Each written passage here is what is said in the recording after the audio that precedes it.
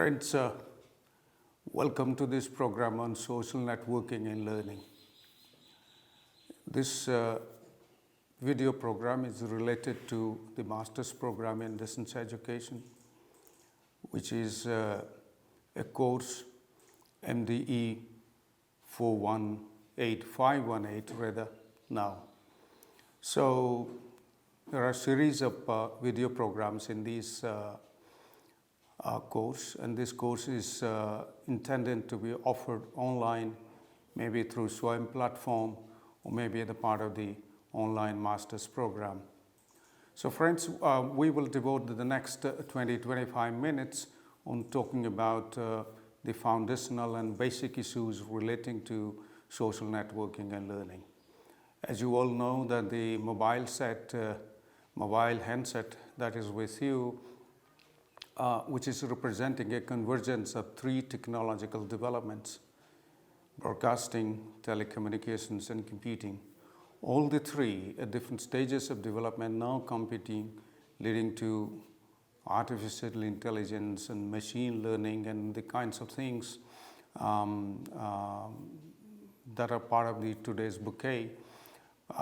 Therefore, the development of the website, today it is called the semantic web.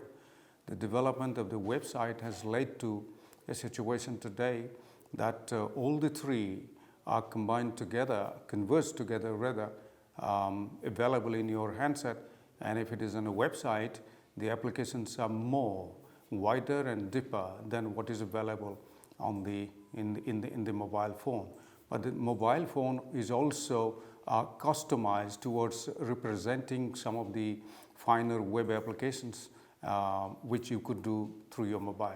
So what we will study is basically how social networks, especially Web 1.0, 2.0, 3.0, 4.0, now Web 5.0, they are all contributing to teaching and learning. Of course, they are contributing to formation of online learning communities, professional communities, communities of practice, and online social networking for varieties of purposes. But our focus will be basically on learning and how it is facilitating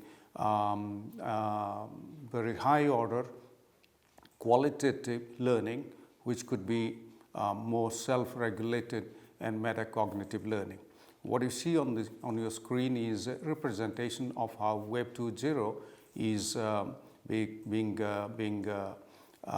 configured with the help of, for instance, your Facebook, which is a social networking site, YouTube, Flickr, Twitter, Google, and Wikipedia, and so on and so forth. What you see on your right-hand side is that representation of varieties of functionalities that we could use in our teaching and learning, and which is more used for business purposes and for purposes of social networking and globally. But we could use all of these, including convergence, video, audio, participation, blogging, wiki, Folksonomy. I will talk about these. And we could also talk about the RSS feeds and the kind of standardization, economization, and so on and so forth. So all these that you see and much more are available today in the name of social networking, and whether they are proprietary, and largely most of these are open source in the sense that they're free of cost, and including, for instance, your WhatsApp, which has been purchased by Facebook, is also now an open platform where you could, there's nothing like confidentiality in that. There is full of transparency, and transparency is an issue insofar as social learning is concerned. What you see is, I borrowed this PowerPoint from the source that is given there. This is a finer representation I found from 1993 onwards to 2020. Now we are in 2021.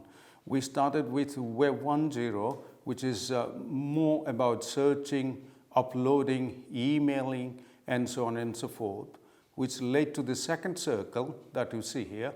The second circle, which is about more of social networking that we are discussing now, and social networking, social commerce. Of course, e-commerce is possible, and a whole lot of video sharing and person-to-person audio, P2P audio, blogging and wiki. We will talk about blogging and wiki a little more because these contribute significantly to individual and group reflection and individual and group learning.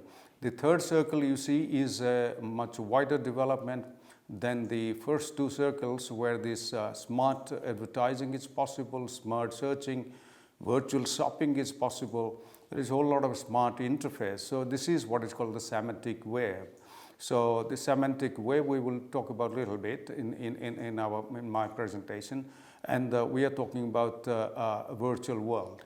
If you still go wider to the fourth circle, you will find artificial intelligence, AI robotics, and smart personal assistants are now available, individualized, need-based personal assistants, online personal assistants are now available. And during community, connected spaces there is wearable technology that even it is wireless now, there is a lot of wearable technology, and you could transfer things from your mobile to your laptop to your watch, and from watch and so on and so forth. This transportability and transferability is very much automatic and seamless, is possible though controlled by you. If you go to the fifth circle, which is still under development, which talks about not only artificial intelligence but artificial brain, which is talking about not individual intelligence but collective intelligence. Then it's also talking about, for instance, AV impact, active contact lens and brain links. So what matters is that the fifth circle, which is still under development, under R&D, research and development, which is going beyond artificial intelligence to a seamless collective intelligence with a lot of interportability and with a lot of touch and sense, that you feel it, you think about it, you want it, you get it. So beyond the wider community of practice, which is social networking, that the larger community, but within that there is interportability insofar as intelligence is concerned. It is collective intelligence and the machine. So machine and collective intelligence, and machine working as a collective intelligence and facilitating enrichment of the collective intelligence. Of course, intelligence exists, but what the machines would do vis-a-vis this fifth circle, which is Web 5.0, is that the machines would facilitate the intelligence, human intelligence, to be connected to machine and to the wider network such a way that there will be seamless communication between or among the different minds or the community of people. So friends, this is Web 1.0 versus Web 2.0. When Web 1.0 was there, it was just about reading, that you could open it, you could download a file, and so on and so forth. Uploading was no more possible. It was much more controlled. You could read it, and there are companies which were doing it, and now it is communities of practice. Instead of one company or one institution, it is a community. It is now open. Instead of reading, it is also writing, that you could also write on that. Instead of taxonomical structures, now we have tags available which could instantly provide you access as per your own requirements, fed into the computer or to the website as passwords. So these are the tags that are available. So instead of HTML, you have XML. We will talk about a little bit of RSS feeds. And instead of netscaping, we have now Googling, for instance. Instead of waveforms, we have web applications, and so on and so forth. So friends, meaning thereby that Web 2.0 is an advanced form of Web 1.0, which is with much more versatility and a lot more facilitation is possible insofar as technology is concerned. Right-hand side, I have borrowed the PowerPoint from the London School of Economics, and which talks about some of the very important features of Web 2.0, which is, one, the services rather than software. So earlier it was all about software, hardware, software, more so software. Now it is the service, the kind of service that you need today. Hosted remotely, not locally. So it could be from anywhere. You could access a website or a URL which is hosted, for instance, in the United States, for instance. So it is not you or your institution or your area, it could be anywhere globally, and space and time simply doesn't matter. And important thing number 3 is social interaction. Now instead of a static communication, now online, on time, real time social interaction is possible, which could be both synchronous as well as asynchronous. And there is an inclusion of user generated content, that the people who generate content that will be made available. Of course, there are tools available today and agencies which are responsible or dedicated to authenticate the kinds of information available in varieties of disciplines and professions and so on and so forth. Tagging is possible, as I said, we will talk about RSS feeds later. Syndication is possible and it is easy to use. So Web 2.0, to be very specific, I have jotted down 4 important considerations that we can use for our teaching and learning. Number 1 is blogging. I will distinguish between blogging and wiki. Blog is a platform whereby individual critical contribution and individual reflection is possible. And wiki is a collective platform, where the collaborative contribution is, in terms of learning, collaborative learning is possible, collaborative contribution is possible, and therefore every possibility of collective reflection. So friends, I must remind you one thing very critically, seriously, that reflection is an instrumentality, is a mechanism within teaching and learning which could significantly contribute, but more specifically, the quality of student learning experiences. So therefore, blogging, which John Berger 1997 proposed, that these are web pages published chronologically in journal style, one by one or page by page, for instance. Generally, textual commenting is possible. You may not be able to upload and download audio and video, though these days it is possible that these are called photo blogs or video blogs or podcasts, whereby audio and video could also be added to that. Both the person who is creating the blog or the person who is contributing or commenting to the blog. Tagging and linking to discussion possible, and therefore the base for individual reflection. Reflection is very important in teaching and learning. Professor Donald Cern, in his work, The Reflective Practitioner, talked about reflection in action and reflection on action, reflection while doing and reflection after doing. It could be in business strategy, it could be any work in a lifestyle or anything, any activity that we do, including more importantly for us teaching and learning. If we come down to wiki is a set of web pages for contribution and editing by anyone. So somebody would, of course, create the first page or first line or first paragraph or the first audio or the first video.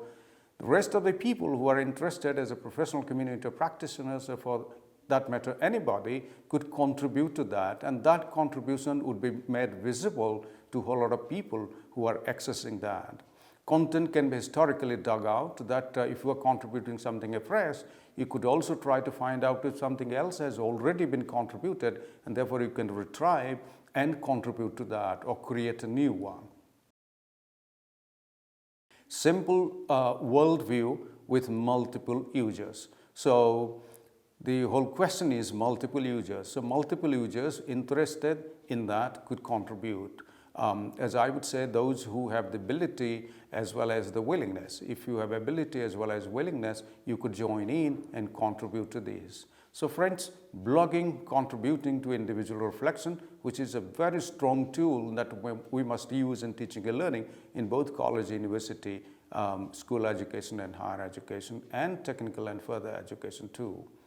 And wiki is a platform where we could do collective collaborative work, and therefore collaborative reflection is possible. There is every possibility that in wiki, the Fulbright that I was doing as a Fulbright scholar in my postdoctorate in 2003 in the United States, in my school, it was a good school, in my school of education, the professors I was working with, my personal mentor, they were working with what is called a wiki-based semester course contribution, and which in their experimentation led to socially mediated metacognition, which is a very high order, not only metacognition of high order, but also socially mediated metacognition, that everybody's cognitive abilities, metacognitive abilities got developed and was exchanged for benefit of each one of them.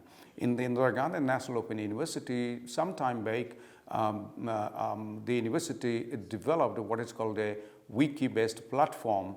I understand it was called Vidyadhara or something like that. And that wiki platform could successfully handle almost all kinds of semantic web or Web 3.0 possibilities, including interaction, reflection, engagement, collaboration, and therefore creative innovation.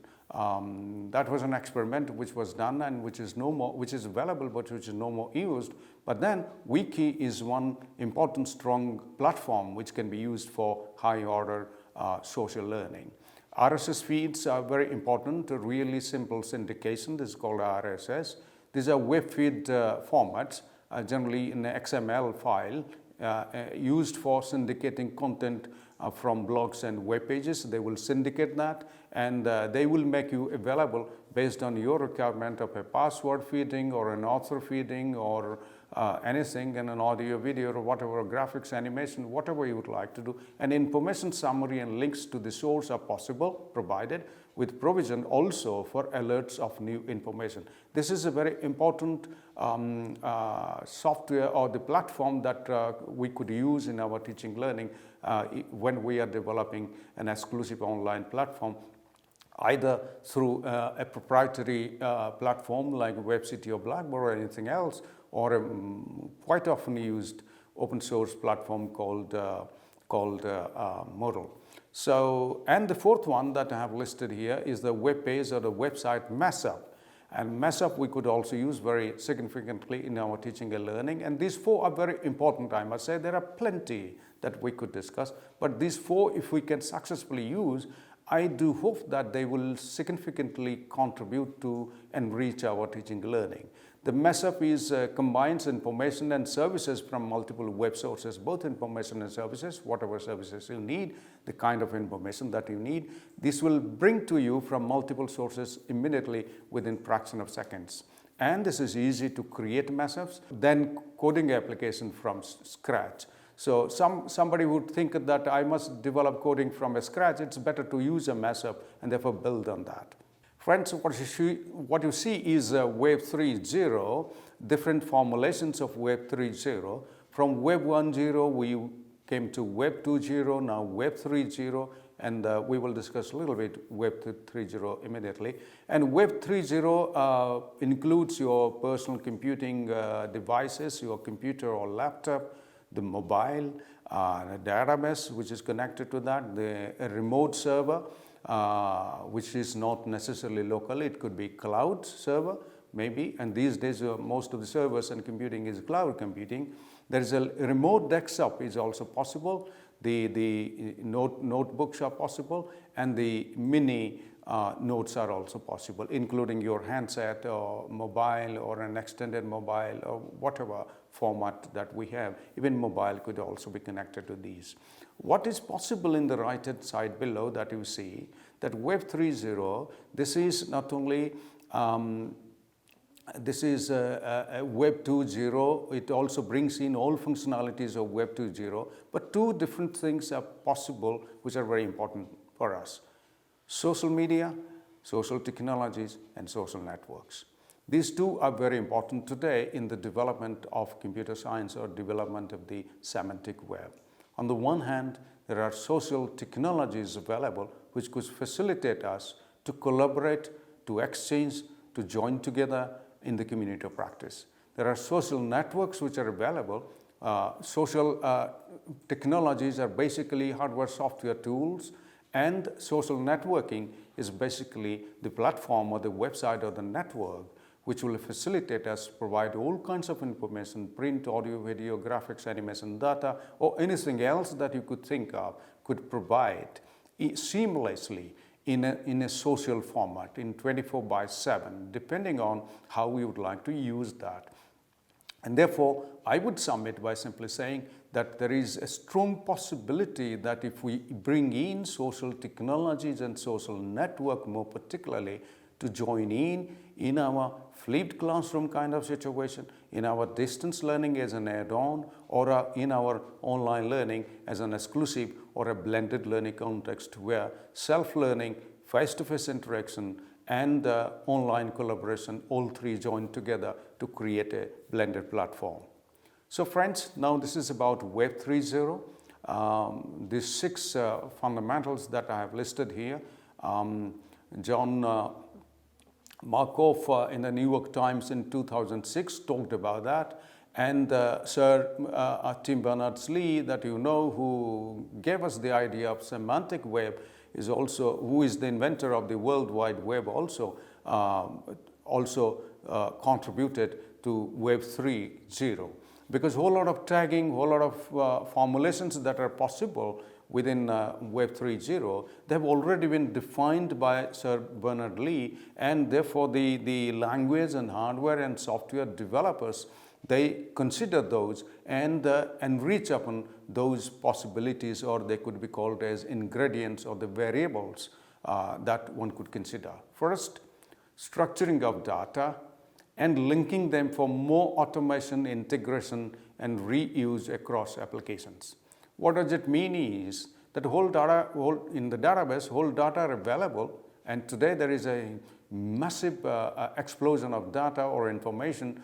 Everybody is creating data and throwing, and there's a question of authentication of data though. But then the Web 3.0 would not only filter authenticated data, but it will also link across data and provide you what exactly you need. It will automatically integrate and provide for possibilities for reuse and reapplication or your application. This is first thing, which is automatically seamless. Second, it will link, integrate, and analyze data from various data sets to get new information streams, which is very much possible, which earlier we used to do manually, like our old computer, old calculators that we have been, I have been doing my doctoral work in an old computing system where card punching were there. The computer used to take almost 4 feet by 8 feet kind of length space within the computer center. But today, that all these are not only possible at the fraction of seconds, but also you just want it and you get it. So these services are available in the semantic web. This is what is called Web 3.0. And here what comes is artificial intelligence and intelligent learning. And they would call it machine learning, learning analytics, and all kinds of possibilities are there. Virtual laboratory, virtual environments, virtual learning, and all these 3D learning, three-dimensional learning, these are all possible. Animated learning and gaming, game-based learning, all these are possible. But what is important is that you just need it, and it will provide you from varieties of sources by acting by oneself and filtering by oneself and judging the authentication by oneself, the kinds of data and kinds of information and information links that you need for your purpose. This is spontaneous, this is automatic, and this doesn't cost anything, that you can use it and you can still throw it, and you can still reuse it, and you can still retrieve it, or you can try it out afresh. 3, that mobile internet and collaboration and on social work. So it can be connected to your mobile device. It itself is mobile. Wherever you go, you can also access that. And collaboration on social web is very much possible. All kinds of collaboration is possible. I must caution you one thing, that though the possibilities of collaboration is immense, but in education and teaching and learning, we need to be very, very clear and precise insofar as our collaboration is concerned. Our collaboration, maybe in a cloud platform, needs to be group-based, needs to be restricted to the group. It cannot be as wide as you think that it is possible. Otherwise, it will be very difficult to handle, and you cannot really match your interaction to the learning outcomes that are already defined. Number 4, the semantic web, more particularly. This can demonstrate things that computers can understand. So we will come to Web 4.0, for instance. Now, the website will provide information in such a way that the machines could understand that information. This is what is called artificial intelligence today, that the machines could act as human beings, even much more than human beings, than the human beings can do, for instance, though human beings have created these machines, by the way. But the machine interface with all those that was available in Web 2.0, when intelligently that is available as an interface to the machine that the machine can handle like human intelligence, by the way, this is possible in semantic web. Readable by machines besides human beings. Human beings can also read that, but machines can equally read as good as human beings. Fifth, like global file system. So as if you have your own file on your table, extend it to a community file and make it extendable as a global file. That the file is available, everybody can come in and use that file. This is what is called a global database, or this is what is called a web of data, for instance. And finally, objects are things. So any object, print, audio, video, graphics, animation, anything that you consider as an object, that object becomes, within quote, I put as a thing. And internet is working vis-a-vis those things. And if everything is a thing, or every object is a thing, then internet is dealing with that things. So this is what is called Internet of Things. So Internet of Things, IoT, vis-a-vis artificial intelligence and machine learning is the order of the day, and therefore everybody, every business company, larger universities internationally are using Internet of Things insofar as their teaching learning is concerned. So friends, a little bit about Web 4.0, and we will very soon conclude this program. Web 4.0, how it will change the internet. So in interactions between human and machine is symbiosis. That symbiotically, automatically there is an interaction between human beings and machines. So therefore at that level, equal level, they will talk to each other, and the Web 4.0, which is still under development, under trial. Mind-controlled interfaces. Clever machines to read contents of the web. So machines are clever as human beings. So they would read the content of the web and interact with the human beings and decide what is load fast to the website. What to load first to the website, and this is more commanding interfaces, more quality of performance, meaning thereby that the machines would equally interact with human beings vis-a-vis all kinds of information that is available. There is an information explosion on the website, on the web.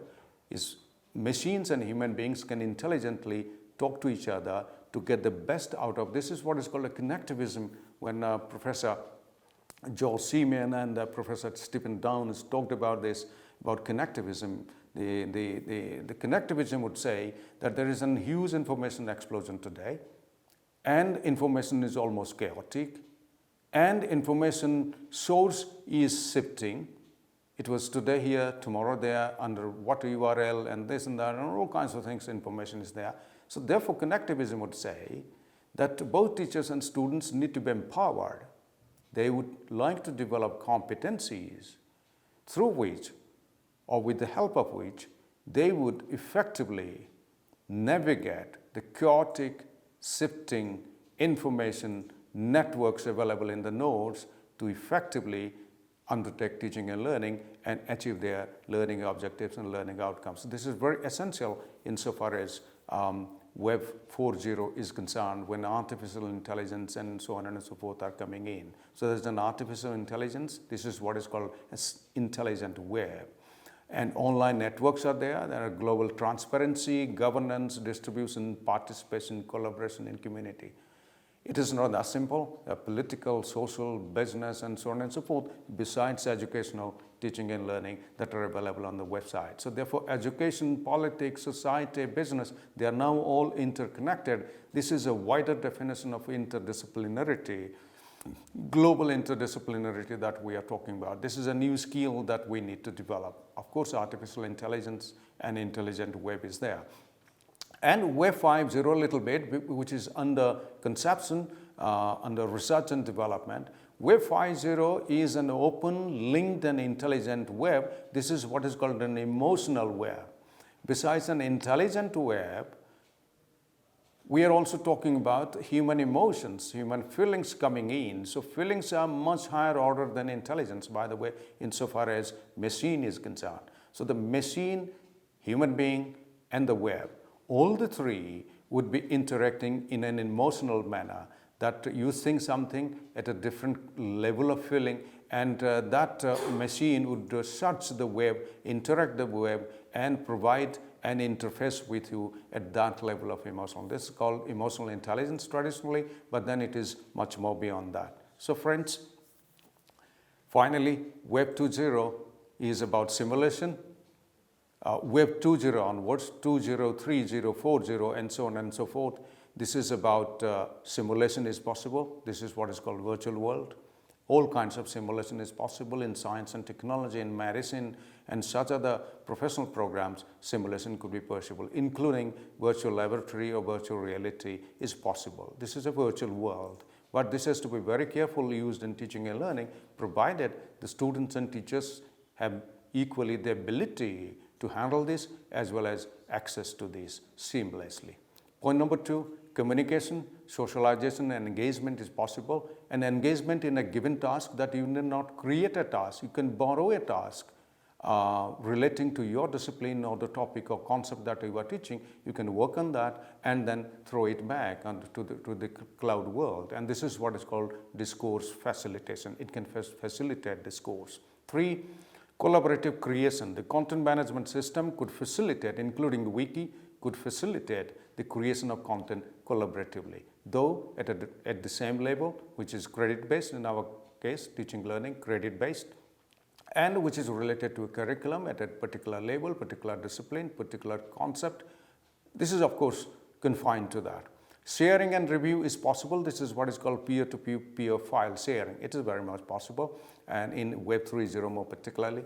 Distributed resources, of course, in the learning management system, whether it is proprietary or whether it is open source like Moodle or Sakai or eTutor or anything else that you are using, that distributed resource is possible. That resources could be equally seamlessly distributed to all, and it depends on each one of us as teachers and students to access that information or the resources. Resources could be print, audio, video, graphics, animation, or data, and we can access seamlessly at any point of time we feel comfortable with. Social contact and connectivity is possible. This is what is called a relationship management system. Multimodal access of customized information. This is what is called a syndication system, that this feature and possibility is there. That multimodal access, many people can access that, and a customized information is possible, where human beings are not at all involved. It is machine which will be doing this for. This is what is called an intelligent flexible learning insofar as distance learning development is concerned. Of course, we have talked about this. Tagging, reuse of resources, and joint exploration include. This is what is called distributed classification system, or this is what is called taxonomies. In term. Taxonomy is a very usable term today, which is talking about tagging, reuse of resources, and joint exploration. Finally, friends, to conclude, that I would submit to you, I borrowed from two important authors, colleagues who have contributed significantly, Catherine Magdalene and Mark Lee. They have been researching and contributing to this besides many other colleagues, and I found this very important from their publication to bring in almost 7 possibilities that we can use insofar social networking is concerned, or the semantic web or beyond is concerned in our teaching and learning. First is about content, that micro units that augment thinking and cognition by offering diverse perspectives and representations to learners, and learner-generated resources. What is important is that in content, there is a learner generation of content, which is much more enriching than only teacher or somebody else generating content, including open education resources, which is generated by somebody else. Online, off the line, through the web, students could generate content which is much more enriching. Why? Not only that they are contributing, but also they are reflecting and learning while generating content themselves, which is very important. Rather than using content created by the teachers. So this sharing is possible and revisiting ideas is possible. Number 2, very important, is curriculum. The syllabi that are not fixed but dynamic, which can be generated. This is what is called an open pedagogy and open educational practice these days, that the syllabi could be created in the process, that you may not decide the syllabus, but which could be created in the process, both by students and teachers, open to negotiation and learner input, more particularly, consisting of bite-sized modules that are interdisciplinary in focus and that blend formal as well as informal learning. Formal learning can be connected to informal learning at home, at workplace, or anywhere else. Communication, which is very important in teaching and learning, this is an open communication, peer-to-peer communication, multifaceted communication using multiple media types to achieve relevance as well as clarity. Process, this is more situated, this is more contextual, this is more reflective, and this could integrate thinking processes that are iterative, dynamic, and performance and inquiry-based. Problem-based learning and project-based learning, which are most important insofar as activity learning is concerned, or translating, putting theory into practice, is very much possible in the semantic web than what could we think of within the classroom. And certainly this is much more than the traditional distance learning. Resources, multiple informal and formal sources that are rich in media and global in reach are possible. Scaffolding, mentoring, facilitating, helping is possible. That hand-holding is possible. Support for students from a network, peers, teachers, experts, and communities is possible. And finally, the learning tasks, which could be much more authentic, because authentic learning and continuous learning is very much important. Authentic learning as well as authentic assessment. These two are very important these days. There's nothing hypothetical in this. It is everything is authentic, which is contextual, which belongs to your own part of the village, part of the city, part of the classroom context, part of the workplace that you are there, and if you are a homemaker, part of the family. So therefore, it is authentic, more personalized, depending on the individual choice and ability, and learner-driven and learner-designed. Experiential learning is possible because experiential tasks that enable learners to create content. So friends, we have finally come to the end of this program. What briefly I talked to you, very fundamentally and briefly, I talked to you about the possibilities of developments of the semantic web beyond Web 3.0 to Web 4.0, in fact Web 5.0, which is under creation and development. And this is providing us social technologies and social networks which we can successfully use for enriching the quality of student satisfaction and student learning, which will be more engaging, collaborative, and which will be more reflective and therefore creative and innovative. I hope you appreciated this program, this presentation, and beyond this, you Google these and a whole lot of literature, especially research literature that are available, which can provide you much more deeper understanding to what I have presented here. Thank you very much.